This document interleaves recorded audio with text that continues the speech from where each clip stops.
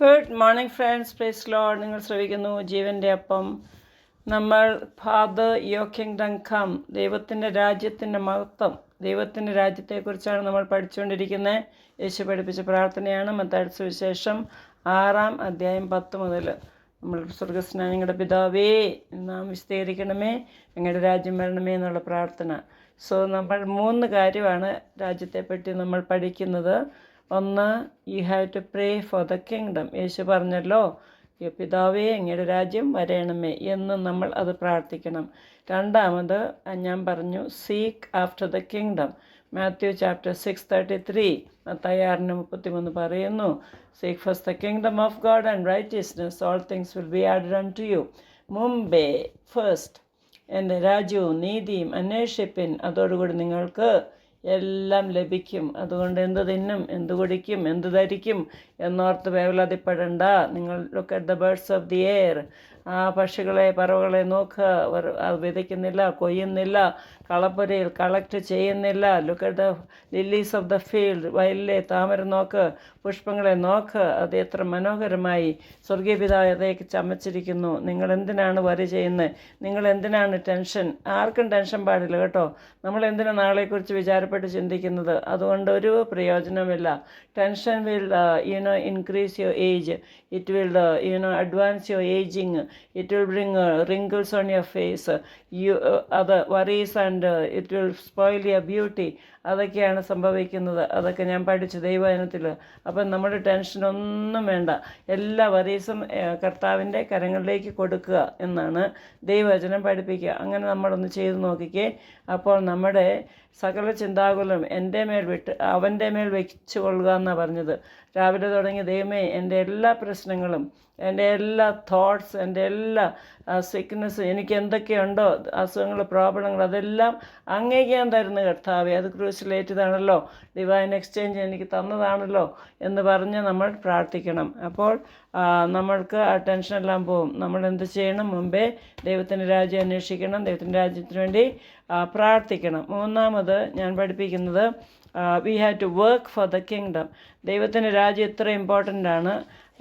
Work for the kingdom എന്ന് പറഞ്ഞാൽ ഇവിടെ യേശു പറയുന്നുണ്ട് മത്തായിയുടെ സുവിശേഷം 9-ാം അധ്യായത്തിൽ 35 വായിക്കുകയാണ്. യേശു പട്ടണം തോറും ഗ്രാമം തോറും സഞ്ചരിച്ച് അവരുടെ പള്ളികളിൽ ഉപദേശിച്ച് ദൈവരാജ്യത്തിൻ്റെ സുവിശേഷം പ്രസംഗിക്കുക. എവിടെ ചെന്നാലും യേശു ദൈവരാജ്യത്തിൻ്റെ സുവിശേഷമാണ് പ്രസംഗിക്കുന്നത്. എന്നിട്ട് സകലവിധ ദീനവും വ്യാധിയും സൗഖ്യമാക്കുകയും ചെയ്തു. നിങ്ങളുടെ എല്ലാ ദീനവും, നിങ്ങളുടെ എല്ലാ വ്യാധിയും, നിങ്ങളുടെ എല്ലാ രോഗവും, എല്ലാ വേദനയും എല്ലാം സൗഖ്യമാക്കാൻ കഴിവുള്ള ഒരു കർത്താവാണ് യേശു. അവനിൽ വിശ്വസിക്കുക.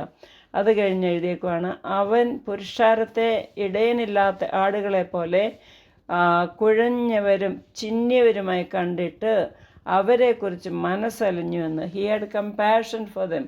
മനസ്സലിവുള്ളൊരു ദൈവമാണ്. നമുക്ക് മനസ്സലിവുണ്ടോ? അങ്ങനെ ഇടയൻ ഇല്ലാത്ത ആടുകളെ പോലെ അവർ ചിതറി നടക്കുകയാണെന്ന്. ഓരോരുത്തരും താൻ്റെ കാര്യങ്ങൾ നോക്കി, ഞാനാണ് കറക്റ്റ്, ഞാൻ റൈറ്റ്, ഐ ആം റൈറ്റ് എന്നും പറഞ്ഞാണ് ആൾക്കാർ നടക്കുന്നത്. വേറെ ആരും ശരിയല്ല, എന്നെ കഴിഞ്ഞ് ആരുമില്ല എന്നൊക്കെ പറഞ്ഞ് ആൾക്കാർക്ക് എന്നത് അഹങ്കാരമാണ്. കൊറോണയൊക്കെ വന്നിട്ടും അഹങ്കാരം തീർന്നില്ല. അഹങ്കാരം കുറയ്ക്കാൻ വേണ്ടിയാണ് കർത്താവ് ഇതൊക്കെ അയച്ചത്, അല്ലേ? മനുഷ്യനൊന്നുമല്ല, ഒരു ശ്വാസം മാത്രമേ ഉള്ളൂ, ഒരു പൂ പോലെ ഉള്ളൂ, പുല്ല് പോലെ ഉള്ളൂ എന്നൊക്കെ പഠിപ്പിച്ചതാണ് ആ കൊറോണ വന്നത്. മറക്കരുത്. ദൈവം നിങ്ങളെയെല്ലാം ശേഷിപ്പായിട്ട് സൂക്ഷിച്ച ദൈവത്തിനൊരു ഉദ്ദേശമുണ്ടെന്ന് ഓർക്കണം. ദൈവരാജ്യത്തിന് വേണ്ടി പ്രാർത്ഥിക്കാൻ വേണ്ടിയാണ് ശേഷിപ്പായിട്ട് ഇവിടെ ആക്കിയിരിക്കുന്നത്. ദൈവരാജ്യം അന്വേഷിക്കാൻ വേണ്ടിയാണ് ഒരു ശേഷിപ്പായി നിങ്ങളെ ഇവിടെ ആക്കിയിരിക്കുന്നത്. പിന്നെ ദൈവരാജ്യത്തിന് വേണ്ടി കഷ്ടപ്പെട്ട് പണി ചെയ്യണം, പ്രവർത്തിക്കണം. അതിനുവേണ്ടിയാണ് ദൈവം നിങ്ങളെ ഇവിടെ ആക്കിയിരിക്കുന്നത്. അതുകൊണ്ട് യേശു പറയുകയാണ്, തൻ്റെ ശിഷ്യന്മാർ മനസ്സലിഞ്ഞു. അതുകൊണ്ട് തൻ്റെ ശിഷ്യന്മാരോട് പറഞ്ഞു, കൊയ്ത്ത് വളരെ ഉണ്ട് സത്യം, വേലക്കാരോ ചുരുക്കം. ആകയാൽ കൊയ്ത്തിൻ്റെ യജമാനോട് കൊയ്ത്തിലേക്ക് വേലക്കാരെ അയക്കേണ്ടതിന് യാചിപ്പിൻ. പ്രാർത്ഥിക്കാനാണ് പറയുന്നത്. കൊയ്ത്ത് എന്ന് പറഞ്ഞാൽ ഇപ്പം എല്ലാം വിളഞ്ഞു കിടക്കുകയാണ്. അതായത് യേശു വിതച്ചു, അപ്പോസ്തലന്മാർ വെള്ളമൊഴിച്ചു, എന്നിട്ട് ഇപ്പോൾ അതെല്ലാം തുടർന്ന് എല്ലാവരും വചനം വിത്ത് വിതച്ച് വചനത്തിൻ്റെ വിത്ത് വിതച്ച് വചനം കതിരായി ഇങ്ങനെ വിളഞ്ഞു നിൽക്കുകയാണ്. ഇപ്പോൾ കൊയ്ത്തിൻ്റെ സമയമായി. അതായത് ദൂതന്മാർ വന്ന് അന്ത്യദിനം, there is a day of judgement. ഞാൻ പറഞ്ഞല്ലോ, it is there in the Bible. So judgement day വരുമ്പോഴത്തേക്കും ഈ കൊയ്ത്തെല്ലാം നടക്കും.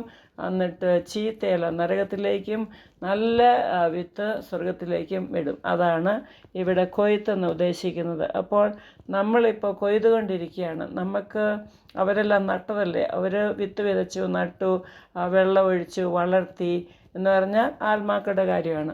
അപ്പോൾ ഇപ്പോൾ വിളഞ്ഞു കിടക്കുകയാണ്. നമ്മൾ ഓടിച്ചെന്ന് അവരെല്ലാം നരകത്തിൽ നിന്ന് സ്വർഗരാജ്യത്തിലേക്ക് കയറ്റണം. അതാണ് നമ്മുടെ ഡ്യൂട്ടി, അതാണ് വർക്ക് ചെയ്യുന്നത്. എനിക്ക് ദൈവം തന്ന ദർശനമാണ് നാഷണൽ വിമൻസ് മൂവ്മെൻറ്റ്, സ്ത്രീകൾക്ക് വേണ്ടിയുള്ള ദർശനമാണ് അത്. സാം 68:11, സങ്കീർത്തനം 68:11. The Lord gave the word, great are the army of women who proclaimed it എന്ന്. അപ്പോൾ ഞാൻ സൈന്യത്തെ എഴുന്നേൽപ്പിച്ച് പ്രാർത്ഥിക്കാനും പ്രവർത്തിക്കാനും സ്ത്രീകളെ എഴുന്നേൽപ്പിക്കുകയാണ്. Great is a company of women who proclaimed it എന്ന് പറഞ്ഞാൽ women can preach, they have to preach also. Mic എടുത്തുകൊണ്ടല്ല, നിങ്ങളുടെ അയലോക്കത്ത് പോയി പ്രസംഗിക്കാമല്ലോ. നിങ്ങളുടെ മാർക്കറ്റിൽ നിങ്ങൾ എവിടെയാണ് പോകണത്? ഷോപ്പിംഗ് പോകണുണ്ടോ? ട്രെയിനിൽ പോകണുണ്ടോ? ബസ്സിൽ പോകണുണ്ടോ? എവിടെ പോകണുണ്ടോ? ഓട്ടോയിൽ പോകണുണ്ടോ? എവിടെ പോയാലും ഒരു ട്രാക്റ്റ് കൊടുക്കുക, യേശുവിനെ പറ്റി പ്രസംഗിക്കുക. അങ്ങനെയാണ് നമ്മൾ വിളവ് എടുക്കുന്നത്. ഇത് കൊയ്ത്തിൻ്റെ സമയമാണ്. നമ്മൾ കൊയ്ത് അനേകം പേരെ എവിടെ നരകത്തിൽ നിന്ന് വലിച്ചെടുത്ത് സ്വർഗത്തിലേക്ക് കരയറ്റണം. യേശു വന്നത് അതിനാണ്. സാത്താൻ്റെ പണികളെ, സാത്താൻ്റെ ചീത്ത പ്രവൃത്തികളെ, ദുഷ്ടപ്രവൃത്തികളെ അഴിക്കാൻ വേണ്ടിയാണ് യേശു പ്രത്യക്ഷമായത്. അത് യേശു ചെയ്തു കഴിഞ്ഞു. യേശു സാത്താൻ്റെ തലയെ തകർത്തു എന്ന് കൊളോസ്യ 2:14 നമ്മൾ കാണുന്നു.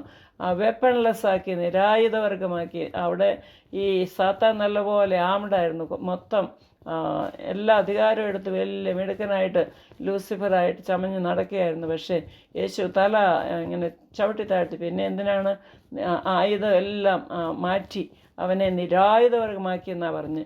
Means he stripped off all the weapon, അങ്ങനെയാക്കി എന്നാണ് പറഞ്ഞ്. സോ ഈ Satan doesn't have power over the new creation. We are new creation, we are people of new creation. Old ടെസ്റ്റ്മെൻറ്റിലുള്ളവരെ സാത്താൻ കൂടുതൽ പ്രലോഭിപ്പിക്കുമായിരുന്നു. അനേകം ഇപ്പോൾ അതൊന്നും സാധിക്കില്ല.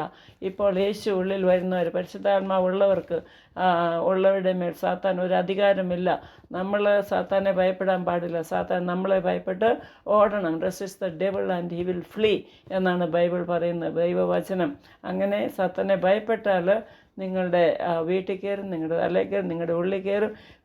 എന്തൊക്കെയാണ് നിങ്ങൾക്ക് ഈ ബ്രെയിനിൽ, അതായത് മനസ്സിൽ അതൊക്കെ പറഞ്ഞു തരും. എല്ലാ നുണകളും പറഞ്ഞ് നിങ്ങളെ ബോധ്യപ്പെടുത്തും. അതൊക്കെ ചെയ്യാൻ ശ്രമിക്കും. പക്ഷേ നിങ്ങൾ ഒരിക്കലും അത് വിട്ടുകൊടുക്കരുത്.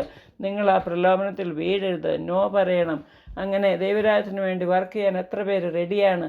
കർത്താവേ, ഞാൻ അങ്ങേക്ക് വേണ്ടി എന്നെ തന്നെ സമർപ്പിക്കുന്നു എന്ന് പറയാം. ഞാൻ സുവിശേഷം പറയും. ഈ യേശുവിനെ പറ്റി അറിയാത്തവരോട് ഞാൻ സുവിശേഷം പറയൂ എന്നൊന്ന് തീരുമാനിച്ച്, കർത്താവേ, ഇപ്രകാരം പ്രാർത്ഥിക്കുന്നവരെ പിതാവിൻ്റെയും പുത്രൻ്റെയും പരിശുദ്ധാത്മാവിന്റെ നാമത്തിൽ അനുഗ്രഹിച്ച് പ്രാർത്ഥിക്കുന്നു. ഇവർ അനുഗ്രഹിക്കപ്പെട്ടെ. ആമേൻ. May God bless you all.